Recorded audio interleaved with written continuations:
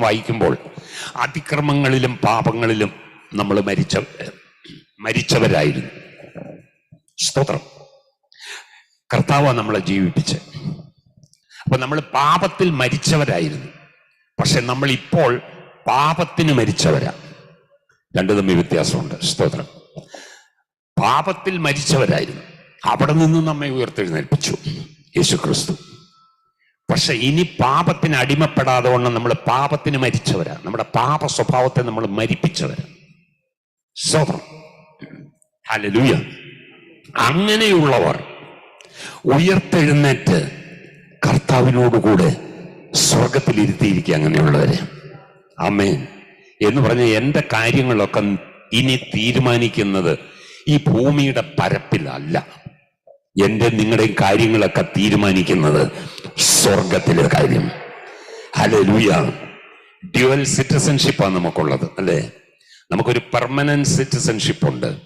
ഇവിടെ നമ്മുടെ ടെമ്പററിയാ. മരിച്ചു കഴിയുമ്പോൾ ഡെത്ത് രജിസ്റ്ററിൽ നമ്മുടെ പേരെഴുതും, അതോടുകൂടി തീർന്നു. സ്തോത്രം. ബർത്ത് രജിസ്റ്ററിൽ പേര് കയറ്റുമ്പോൾ നമ്മൾ സിറ്റിസൺ ഓഫ് ഇന്ത്യ എന്നുള്ള പേരിന് അർഹനാകും. മരണത്തോടുകൂടി ആ പേര് വെട്ടും. സ്തോത്രം. പക്ഷേ മരിക്കാത്ത ഒരു ജീവന്റെ പുസ്തകം അവിടെയുണ്ട് സ്വർഗത്തിൽ. അതിനകത്ത് അവിടെ മരണ രജിസ്റ്റർ ഇല്ല, അവിടെ സ്തോത്രം ജീവന്റെ രജിസ്റ്റർ ആയിരിക്കുന്നത്. ആ രജിസ്റ്ററിൽ പേരുള്ളവരെല്ലാം ഒന്ന് കരമുയർത്തി സ്തോത്രം ചെയ്താട്ടെ. ഹല്ലേലൂയ. അങ്ങനെയാണെങ്കിൽ ആരാ കാര്യങ്ങൾ തീരുമാനിക്കേണ്ടത്? സ്വർഗമാണ്.